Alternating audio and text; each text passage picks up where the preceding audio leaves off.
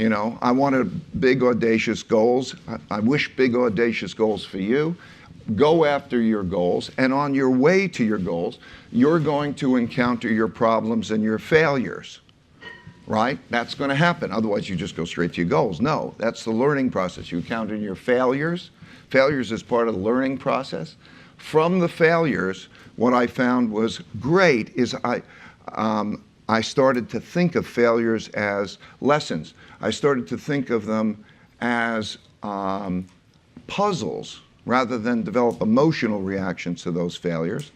I started to think pain plus quality reflection would give me progress. So I started to think of almost the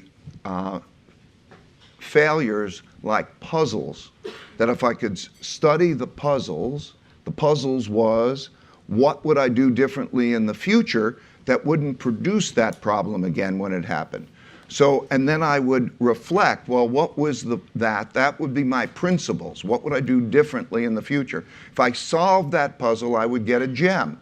And the gem was principle, a principle to handle it better in the future, because failure is a learning process. It's an essential part of the learning process. If you can realize that and you write down those principles, write them down, it's been fantastic. So I learned those principles, and then it would help me improve, and then I would go on to more audacious goals. And I look at evolution, personal evolution, almost every evolution of a company, evolution of everything, as being this constant looping process that I sort of think of as this 5-step process, right? In other words, to be successful, you have to do 5 things. First, you have to know what your goals are and go after those goals. Be clear on your goals. And you will encounter problems on the way to those goals. Those will be your barriers, okay? They're your tests now. Don't just emotionally complain. Think about them as your problems. You have to diagnose those problems to the root cause, to get at the root cause. And that root cause might be yourself, what you're doing wrong, or what somebody else is doing wrong. So you can't depersonalize it. You have to really look at it so that you make those changes.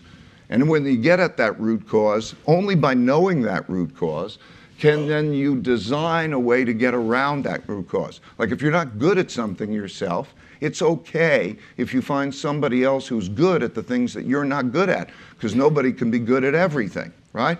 So, but you have to do that. You just can't keep banging yourself in the wall. So you have to design something that's practical to get around with it, and then you have to follow through and do it. A lot of people come up with designs, but you have to do the thing that's necessary. And by trying that thing that's necessary, again, you will find out, are you getting to your goals, or you'll encounter your next set of problems, and so on.